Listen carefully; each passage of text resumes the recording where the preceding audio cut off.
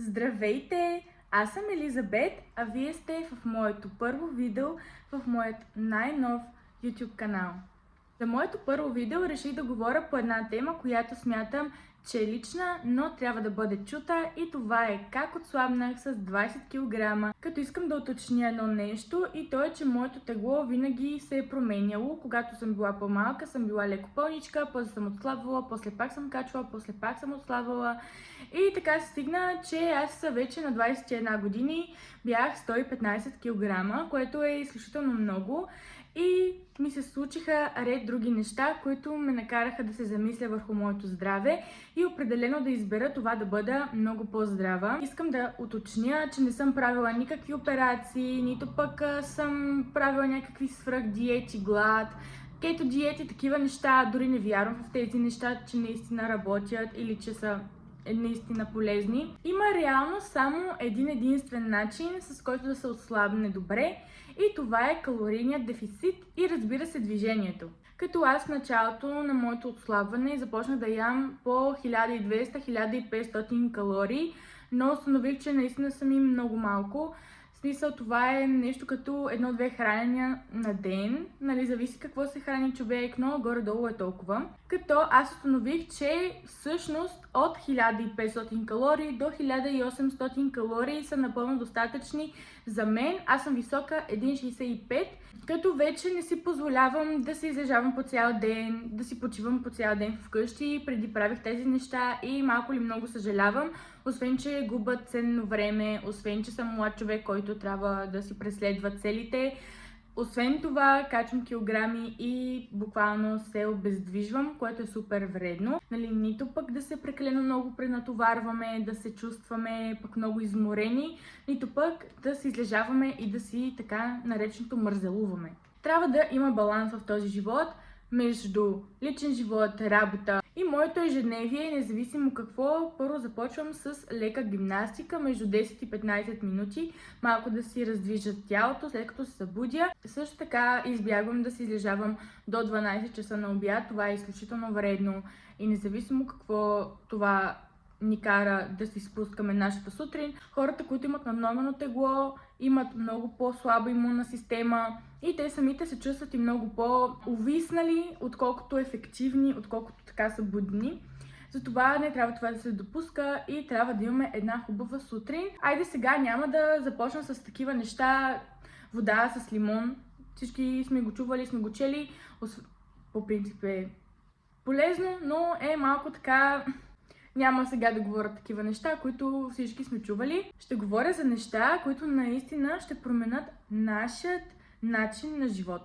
Така че сутринта трябва да бъде спокойна, малко гимнастика, да си пием кафето. Ако бързаме за работа, пак трябва, нали, да не се много стресираме, защото и стресът води до напълняване. Затова трябва да имаме хубав и балансиран живот, за да може да сме психически здрави. Хубаво е да не ядем много мазни храни, такива, които са тежки.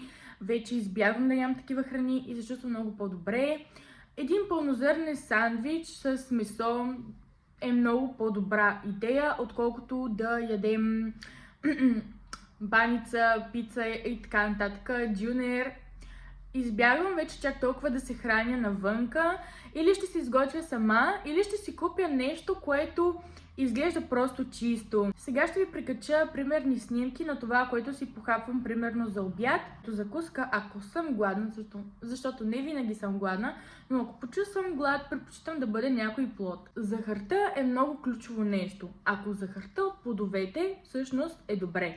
Но ако захарта е от такива десерти, които са по-малко така полезни, тогава трябва да бъде в ограничени количества, нали, да не изяждаме цяла торта. Ако отидем някъде на рожден ден, да речем, няма да си вземем едно голямо парче или пък да изядем цялата торта. Ние ще си вземем едно малко парченце, което да бъде в рамките на 200 калории, да речем. Дали ще изядем един банан, който е 200 калории, или пък едно парче торта, общо взето едни и същи калории сме приели, но разбира се, за хората, които обичат по-вредното сладко, това е много по-добре просто да бъде в по-малки количества.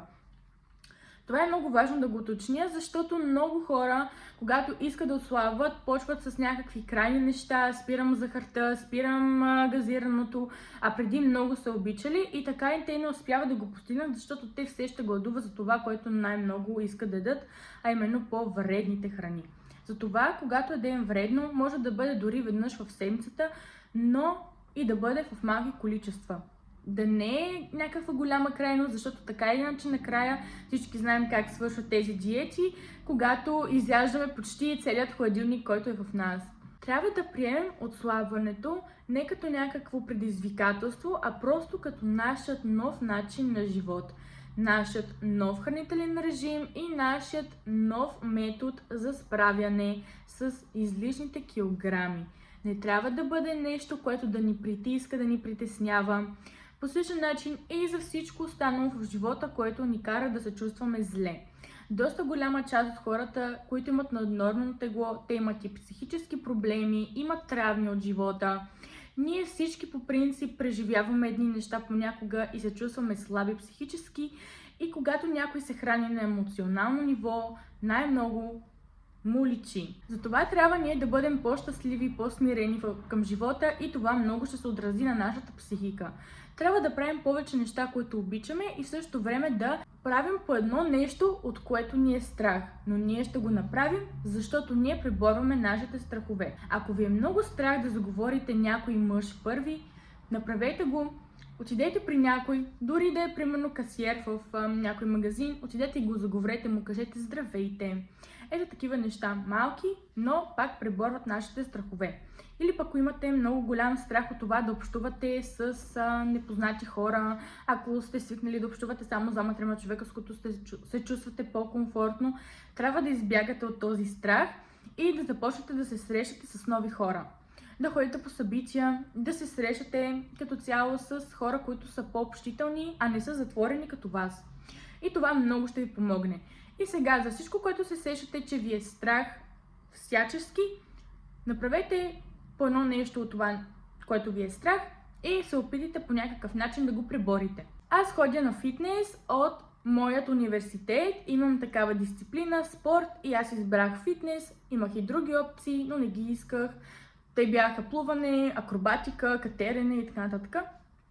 Имах страхотни треньорки, които много ме мотивираха и дори в момента съм с една, която наистина много сериозно се е заела с това да ме трансформира в по-красива жена с по-добра фигура. И тя наистина много ми помага и всеки път ми казва хубави неща, като вече, че съм отслабнала, че ми личи много, че съм по-красива и аз наистина тази преподавателка много я обичам. Предишната също беше много готина, просто сега тя по-насериозно го е взела това да отслабна и аз отивам там с чисти намерения, казвам искам да отслабна, не ме е срам да го кажа, не ме е срам да тренирам. Когато хода на фитнес, дори някой мъж да ме гледа, което ми се е случвало, даже аз си мисля, че той ми се подиграва, защото съм с наднормено тегло, не ме гледа, защото ме харесва. Това, осъзнавайки го и дори го казвайки го на глас, установявам, че не бива да ми пука. В смисъл, майната им на мъжете, майната им на другите хора в фитнеса не трябва да ви пука, кой ви гледа. Аз, между другото, още като бях много по-малка, някъде на 15 години, се бях записала на фитнес, обаче хората все ме гледаха. И аз си мислех, тези хора ме гледат, защото съм с наднормено тегло. Аз тогава бях 70 кг. Сега в момента мечтая да бъда толкова. И може би такива неща малко са забавили и са ми попречили да бъда в по-добра фигура сега, днес, защото когато бях по-малка съм виждала нещата по различен начин и съм била много по-притеснителна, много по-затворена в себе си. Мога да направя такова видео и за това. Била съм тормозена в училище и просто, знаейки, че тези хора ме гледат, докато аз тренирам, си мисля много лоши неща за себе си. Но до ден днешен си обяснявам, че те по-скоро са ме гледали, защото всъщност 15 годишна възраст е много рано да ходи човек на фитнес. До 18 годишна възраст техният спорт е примерно някъде навън, игра, такива неща, а да ходиш в фитнеса с някакви други хора, които преди или след работа са там, е нещо като нередно, защото съм много малка. И може би те затова са ме гледали така, защото съм била просто по-малка от тях. И може би са се питали това момиче защо е там, а не примерно някъде навънка да тренира, тук с нас да играе в фитнеса, нали? Все още не знам защо ме гледаха така тези хора, но те си знаят. Този фитнес, между другото, е сравнително близо до моят квартал и всеки път, като минавам оттам, се сещам за това как се записах за фитнес, но все хората ме гледаха. Какъв им беше проблема с мен, не знам. Имах дори фитнес инструктор, на който не му споделих, че се чувствам неудобно от другите хора в залата. И ние по принцип имахме тази възможност да имаме личните номера, телефонни номера. И аз спрях да пиша на този човек. Аз, между другото, си бях заплатила допълнително за него пари. Спрях да пиша на този човек и спрях да ходя на фитнес. И най-скандалното нещо беше, че аз, понеже съм малка и не разбирам от тези неща, договори, такива неща, тогава не разбирах изобщо. И най-скандалното нещо, че така загубихме близо 3000 лева, защото аз се водя, че хода в тази фитнес зала всеки месец, но аз реално не ходя. И така реално моите родители трябваше да заплатят такса около 3000 лева, докато аз всъщност трябваше да им кажа по-рано, че се отписвам, не го казах и те просто плащаха за нещо, което аз не използвам. И аз дълго време, дори пак като се сещам за това, се сещам, боже, защо поне не казах на майка ми и баща ми, че спирам с фитнеса? Поне нямаше да дава толкова много пари. Все едно аз си плащам и за треньора, и за залата. За нещо, което реално не ползвам. И между другото, това е една от причините, защо като цяло се чувствам изключително неудобно. Защото се сещам преди колко съм била, нали, така, неориентирана. Даже някои хора все още смятат за мен, че съм някаква неориентирана, но преди бях още по-неориентирана, да. Направо като се сета, вижте какво ми става. Така, да. Фитнесът, сега хода на фитнес, който реално ми е безплатен, пак казвам, от университета ми е. Движението трябва да бъде постоянно. Разходки. Когато е лято, аз определено доста отслабвам, дори по естествен път. Освен това, има един такъв лав, готвим се за лятото, т.е. даже малко преди пролета почваме да тренираме, почваме да се храним по-добре, за да можем да бъдем в топ форма за лятото. И аз, между другото, съм много съгласна с това, защото всъщност април, май, даже март, февруари, времето вече е малко по-така топло и много повече ми идва настроението това да се разхождам и това да виждам движението не като някакво, пак не като предизвикателство, не като задача, не нещо като задължение, а просто нещо, което ми харесва и ми идва отвътре с голям кеф да го правя. Другото нещо, което аз направих е най-вече заради гледната точка на моята кожа. Имах доста големи проблеми с акнето, аз между другото все още ги имам, но са намалели доста. Опитвам се, нали, малко ми е трудно и това е да намаля или пък като цяло да изключа глутенът и лактозата. Това много, между другото, ми се отрази добре, когато спрях, но понякога не мога. Аз дори несъзнателно понякога хапвам нещо, в което има глутен или в което има лактоза. Изключване на негативните хора от нашите животи, смисъл, ако някой с години наред. Много по-добре се чувствам, когато спрях да общувам с хората, които психически ме натоварват. Много е добре, препоръчвам го. Като цяло човек, когато отслабва и той много по-добре се чувства в кожата си. И като цяло се грижи по-добре за себе си, вижда така позитивна промяна. Чувства се по-красив. Има мотивацията, желание да продължи още, както аз сега искам да продължа да отслабвам. Искам да бъда много амбициозен човек и много да успявам в този живот, между другото. Искам да имам някой ден мой собствен бранд. Искам да излизам на сцена, да говоря пред публика, да покажа на хората нещо, което е мое и те да се научат от мен. Искам такива неща в живота. Не искам да седа на едно място и да тъпча на едно ниво и да се срещам. И искам като цяло да общувам и да комуникирам само с позитивни и готини хора. Не искам никакви негативни неща в живота, защото негативните неща, освен че ме карат да трупам килограми, ме карат и вътрешно да не се чувствам себе си. Затова трябва да бъдем само с хора, които ни мотивират да продължаваме напред. Затова ще се радвам да се абонирате за моят канал и като цяло да следите другите мои видеа. Обещавам, този канал ще бъде с всичко хубаво, което мога да допринеса на някой човек. Всички хубави неща, които аз знам и смятам, че на много хора ще бъдат полезни. И като цяло място, в което повече ще говоря за себе си. И като цяло YouTube, според мен, е перфектното място човек да говори по-дълго и на широко, да изразява повече себе си. Но даже в Instagram, ако някой качи видео по-дълго от 3 минути, това видео няма да бъде показано чак толкова много.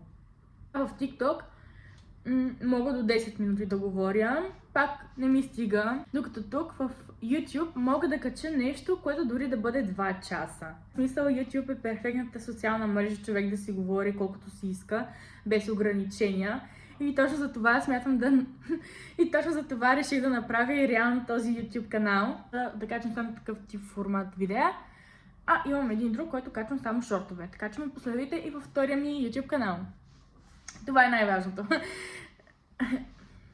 И може да ми дадете идея всъщност, ако искате, да разберете нещо конкретно за мен, за което аз да направя видео. Бъдете свободни да го напишете като коментар. Аз съм много отворена към хората.